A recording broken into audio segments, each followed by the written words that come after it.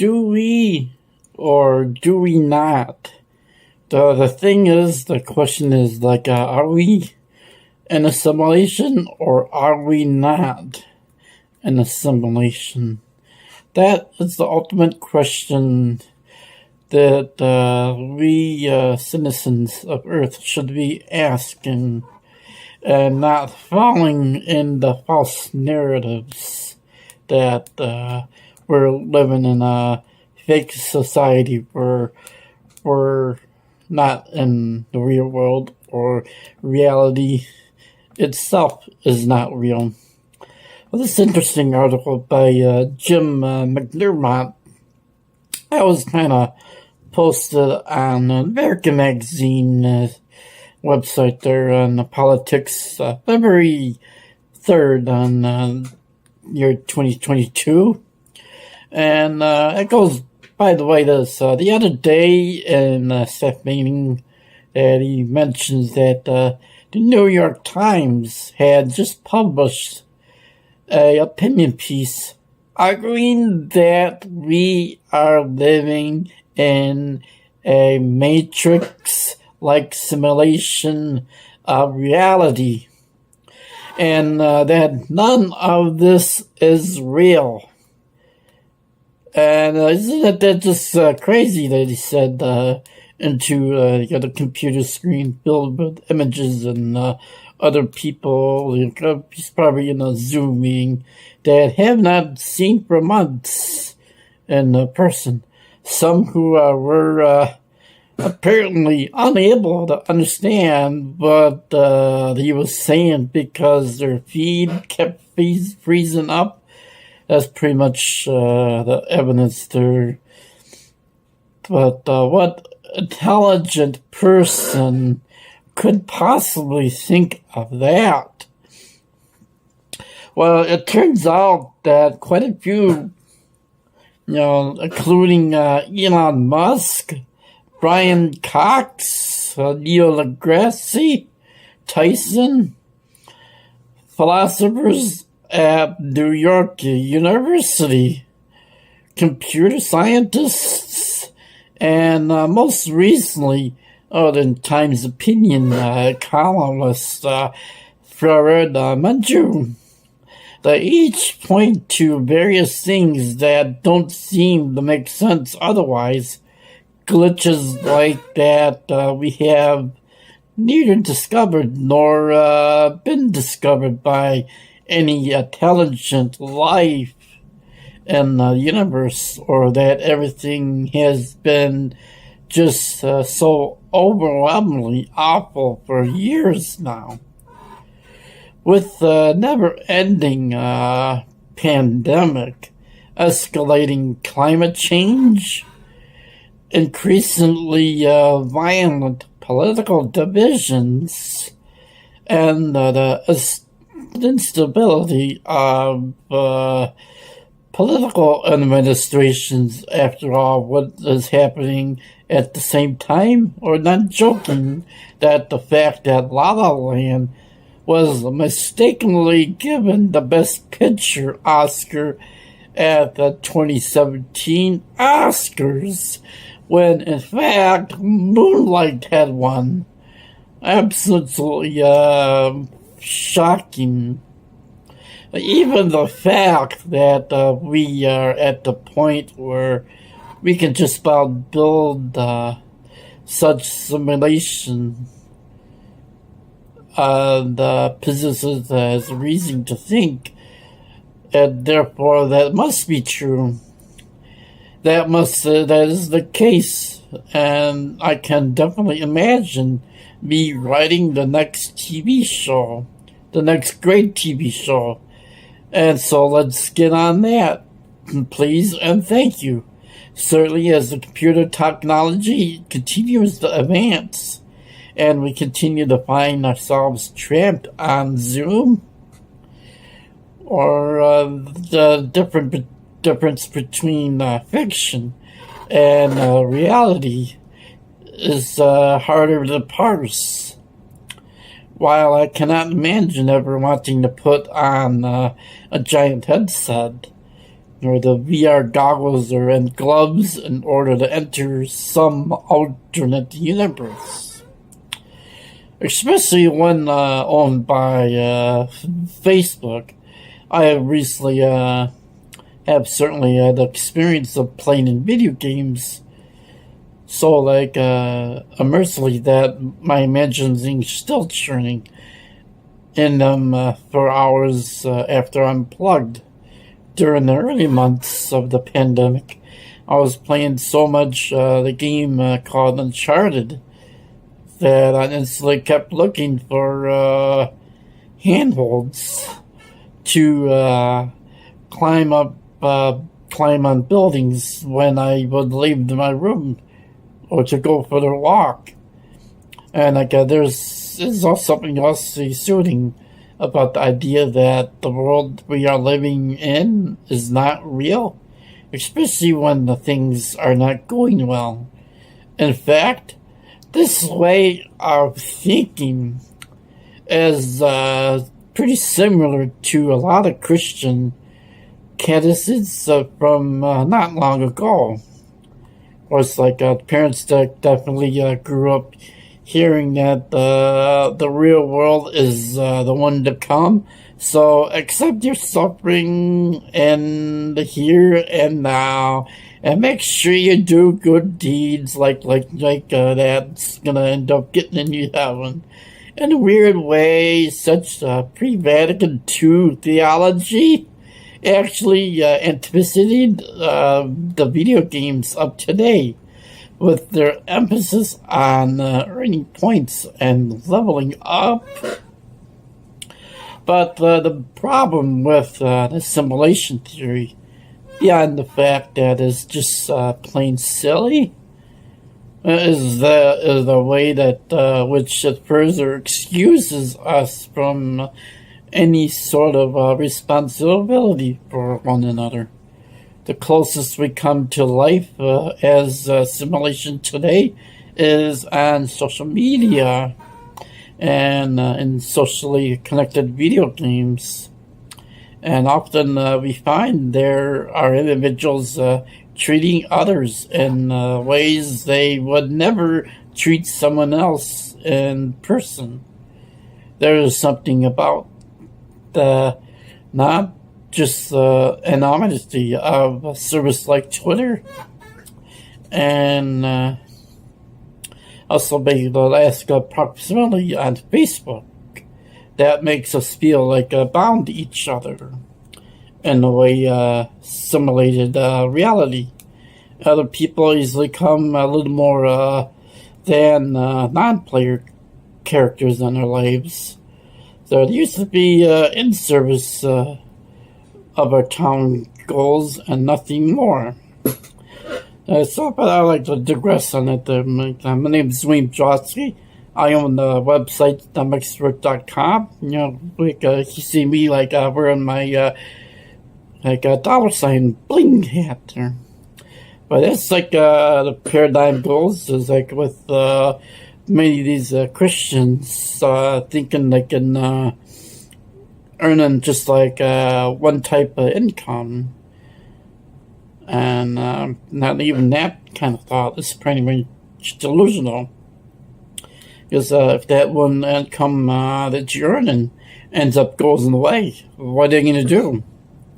You end up looking for another job there. But basically, the things to come and the certain situations we live in today, with more announced layoffs, food shortages, political instability, I think you probably start thinking outside the box and thinking, getting educated, how to manage money, earning multiple streams of income, working at home instead of working for somebody else's riches.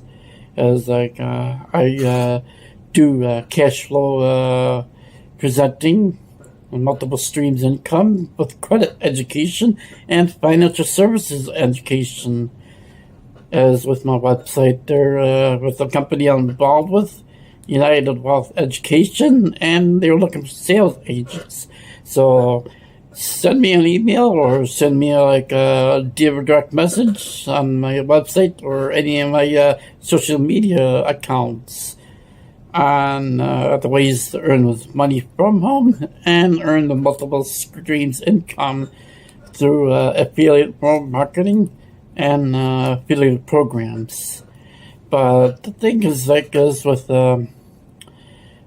there's like rather than living an environment, rather than a living environment that we must nourish and protect. The world around us is just the landscape that we're just moving through.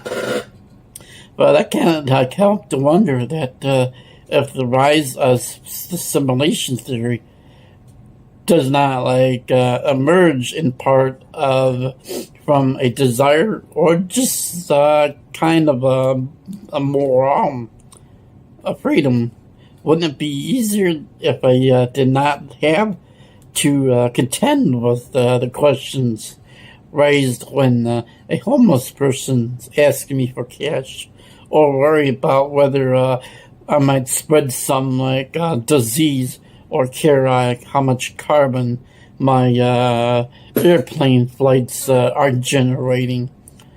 But the thing is, with these simulation theories, or we're living in a matrix, that's just promoted by compromised theories, conspiracy theories, such as David Icke says all that a lot often. And wouldn't it be great if none of that mattered?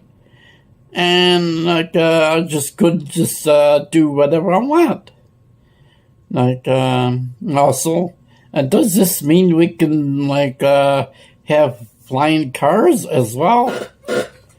And it's horrifying to think that some people would just believe that we are living in a simulation. But even more horrifying is the reality that we all actually spend most of our lives behaving like we are. But Judson's dreams aside, aren't we just living that way of a lot of time anyway? Now let's talk about how governments of the world need to band together to stop global temperatures from rising above 2 degrees, decry the social iniquities for women and minorities, shake my head at world poverty. But how much I am currently sacrificing personally to respond to any of these situations. I cannot tell you the last time I agreed to pay more when I could pay less, or even a time when I refused a plastic cup.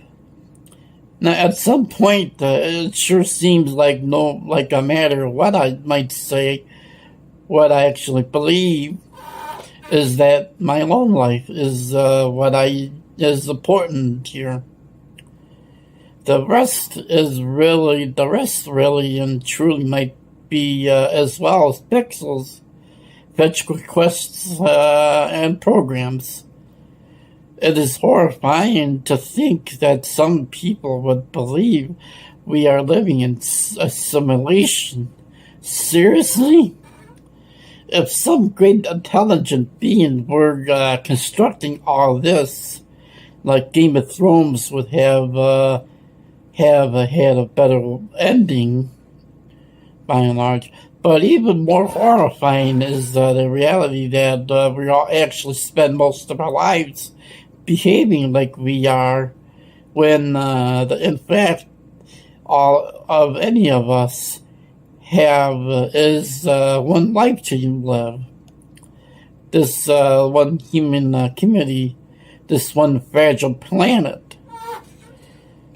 But the thing is, with this other article, I might come up with also post from Glenn McDonald. Are we not living in a simulation? Probably. Yeah, it was like posted on Fast Company. Fast Company from Glenn McDonald.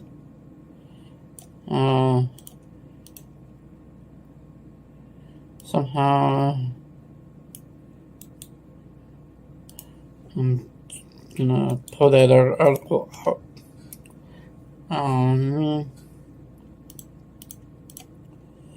Fast Company. Somehow.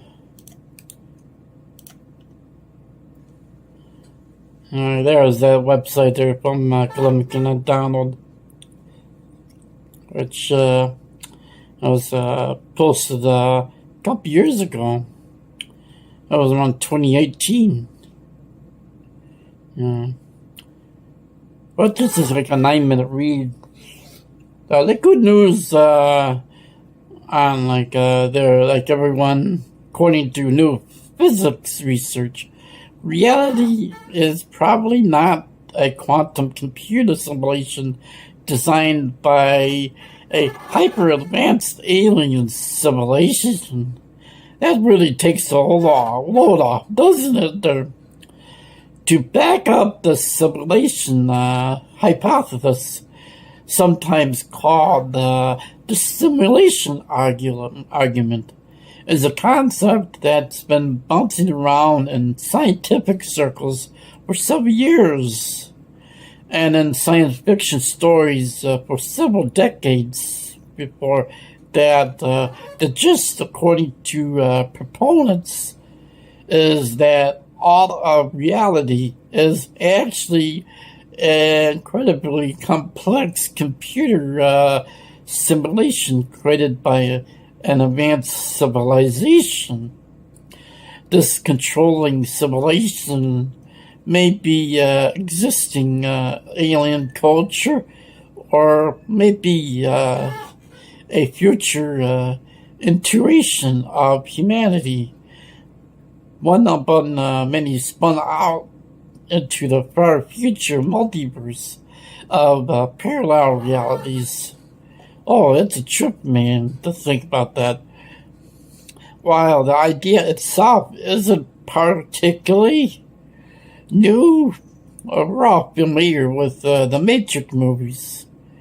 You know, what a lot of people don't know is that the simulation hypothesis is considered entirely valid so far as it goes by a wide range of philosophers, mathematicians, physicists, metaphysicists, and at 2016 Isaac Asimov's memorial debate in Washington, D.C., celebrity astrophysicists like Neil deGrasse Tyson hosted a 2-hour debate on the subject.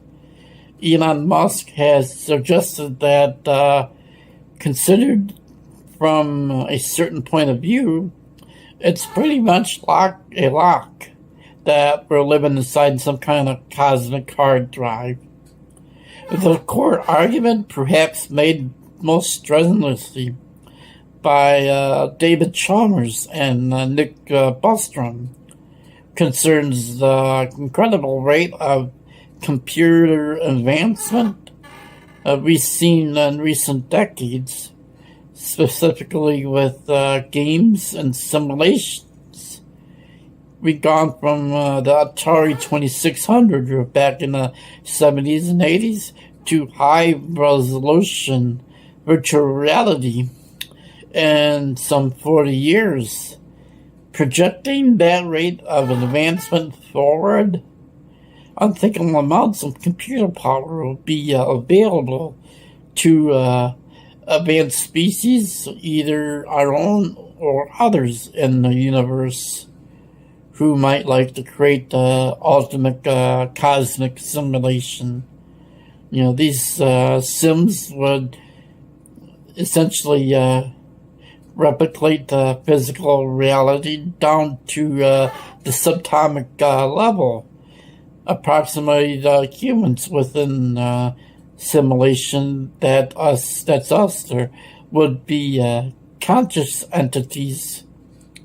If you assume any rate of improvement at all, then the simulations will become indistinguishable from reality. Music, which some suggest. Some proponents of the idea take it up one step further. If future computers can generate limitless simulated universes, then the likelihood of our current reality being the original universe or the prime reality is actually quite small. In fact, it's statistically probable that we're already living in some kind of cosmic computational construct. In short, we're in the Matrix. But doing the math there, clearly the simulation hypothesis depends upon several key assumptions. Will advanced and or future simulations survive long enough to develop this technology? Will they run these simulations on the 21st century Earth? Could advanced simulation avatars actually exist as conscious or self-aware entities? These are some of the reasons, technically speaking, that the simulation concept is properly designated as a hypothesis and not a full theory. In October 2017, a team of mathematicians and physicists published a research paper that takes an admiringly straightforward and two-fisted approach to the question. They decided to get to the bottom of things by using some powerful computers to crunch some heavy-duty numbers. The conclusion, based on everything we know about physics and computers, it is mathematically impossible for the known universe to be a computer simulation. Theoretical physicists Sohon Ringer and Dmitry Kovarzunian, whatever his name is, from the University of Oxford and the Hebrew University in Israel published their findings in the prestigious journal Science Advances. If you speak math, you can read all about it there. Just like the link is in the article and in the video. Since I don't have a PhD or 3, conventionally kindly agreed to break it down for me. Emailed me from the lab in Oxford, where she writes that to really and truly simulate the universe, our hypothetical future computer would need to replicate the phenomena down to the quantum level. And quantum mechanics, which is the basis for understanding the nature of the particles, is described by a Hamiltonian, an object that can be written as a matrix, Richie says.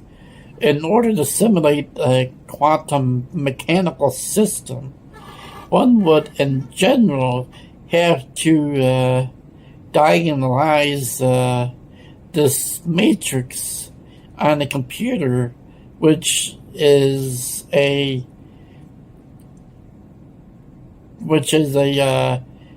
completely difficult task when the size of the matrix becomes large.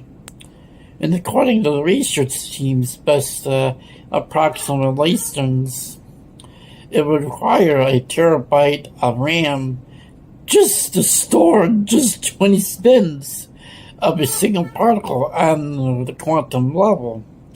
If one tries to extrapolate this to a few hundred spins, then building a computer with such a memory would require more atoms than there are in the universe, Richie says.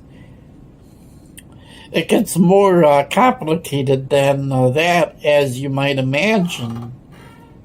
Corresponding, that is a lot of fun if you enjoy discussing the Schroeder equation and the quantum Monte Carlo, which is likely the most efficient possible algorithm for simulating quantum particles. And there's one of his own research is focused on one important detail that is that and his colleagues didn't actually set out to prove or disprove the simulation hypothesis, and their conclusions were kind of a side effect generated by a separate study concerning quantum systems and computer algorithms. Ultimately, the new research just indicates that advanced civilizations could not simulate the known universe using our current understanding of computing technology. It's, of course, entirely possible, of course, so that future civilizations will have developed technologies and computing systems we can't even imagine at this point. That flips us back to the fundamental questions. The question, if we are in a advanced simulation, isn't it possible that all of our calculations, all we think we know about the impossible complexity of the quantum realm, is just part of the simulation? This is an interesting philosophical question, Coverson says, but it is outside physics, so I would rather not comment on it there. And this is a point of departure which conjecture on the simulation hypothesis gets generally bananas. The debate becomes so abstract that we move out of the realm of science and into more notional areas of religion and cosmology. The physics turned into metaphysics.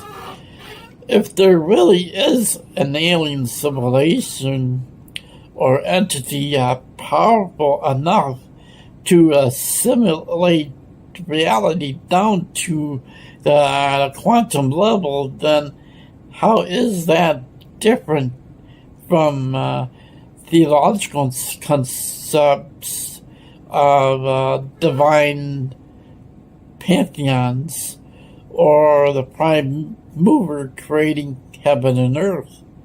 Now think about this stuff long enough, and the mind starts to form a recursive loop, like a Mobius strip of existential speculation.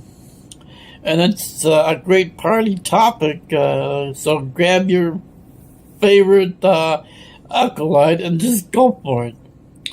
Mathematician Marcus Nowak has spent a lot of time, or spent a lot of professional and dictionary time complimenting the simulation hypothesis, and currently a postdoc researcher at the Lawrence Berkeley National Lab,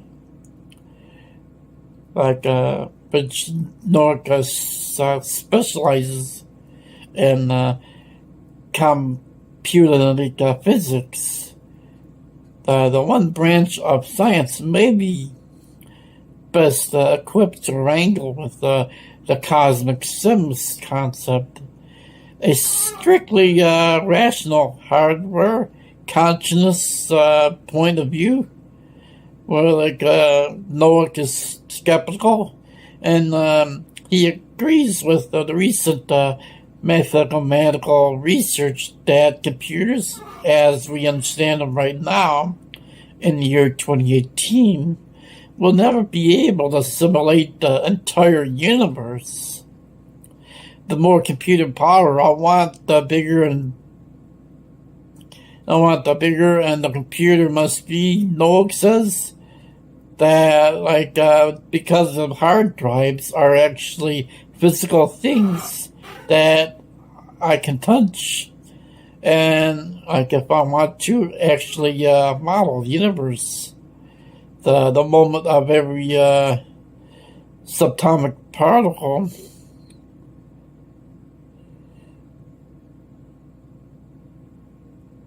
Now, if I want to actually model the universe, the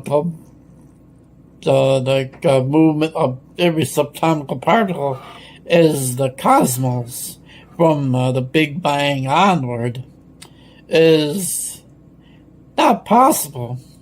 And I can't overstate however far away that idea is from reality of computation as we know it today. From a more existential point of view, however, he concedes that there is plenty of wiggle room in the idea. So let's just say a future civilization that has perfected this, that has technologies that we don't know, he says, well, that you're doing it in computing, physics is you're modeling the world, and if that model is complete and we actually are inside of it, then we would know in a sense that we can't know. And there's no chance we could look over the horizon and see that we're in a simulation. Of course, Timothy Lai, resident fellow with Yale Law School's Information Society project, agrees on that. And principle with that assessment as an attorney specialization in technology and information science is entirely proficient with the tools of the trade. Logic, argument, rhetoric. She comes at the problem as an issue of epistemology. How do we know what we think we know? Physiologically, of course, I cannot. I think most scholars would agree that it is very difficult to prove anything at all in this region, Lee says. Speaking from her offices at Yale, the question of what reality is, or whether what we perceive is real, these are questions that have plagued philosophers for a millennium.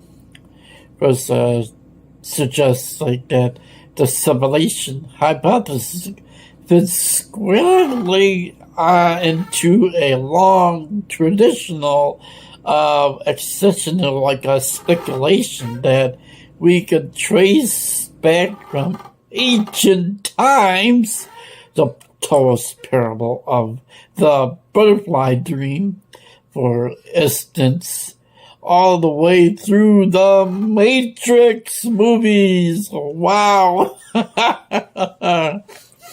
Or how about Descartes here? Teaches us, that's kind of, I think therefore I am. That's very similar. That's in the 1600s. And he's looking at the same problem. How do we determine what is real? And start asking around or clicking around, and you find that plenty of people have cannonballed straight into the rabbit hole. That the simulation hypothesis, like, of course, TV writer and media personality Rick Rosner, sometimes billed as the world's second smartest man, is among many who have speculated on potential rips in the Matrix. Well, you may have heard some of these theories concerning the Bernstein Bears and La La Land and the Moonlight mix-up at the 2017 Oscars. Wow. Imagine that. The idea is that every now and then something slips sideways in our simulated universe, giving us a peek behind the cosmic curtain. Chris Rosner takes a contrarian approach. He's less interested with these supposed reality slips than with conspicuous absence of such glitches historically. If the Matrix does freeze up, we're not going to likely see it. The universe appears to be 13.8 billion years old and appears to have been unfolding steadily without glitches or signs of external interventions, Rosner says.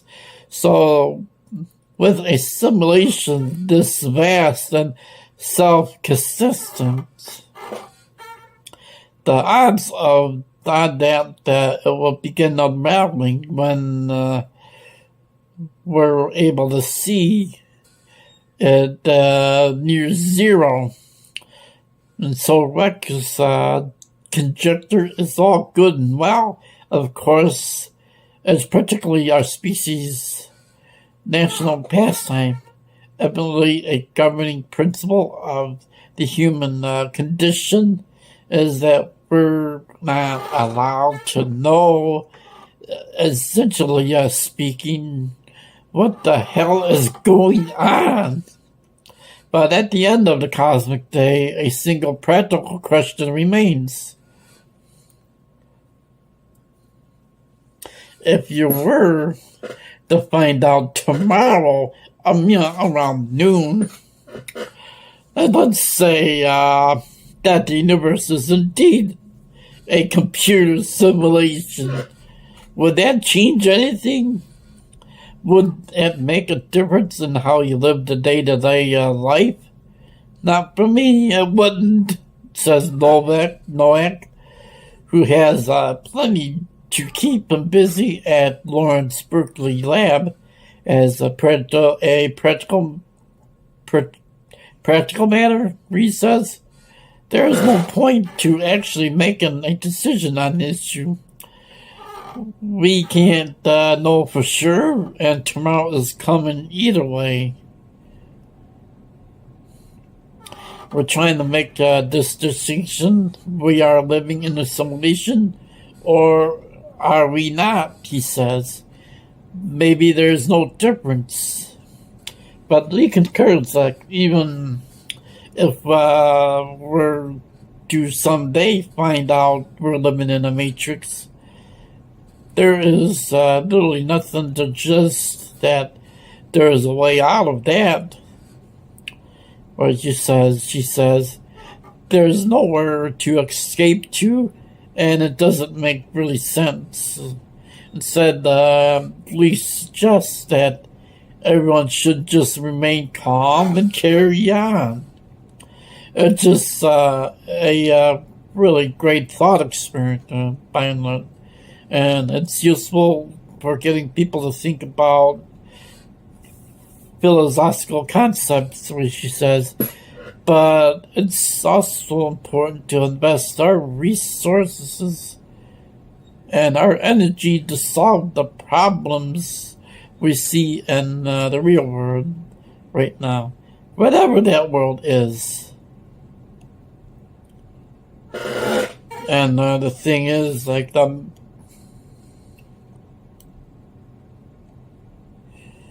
by the metric rise of modern computing technology, powers and simulation, high performance computing, artificial intelligence, and data analysis technologies.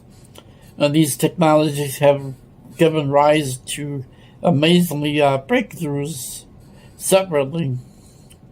But I'm just going to go down at the end of the article, which is closing out there. It's clear that digital twin, I think kind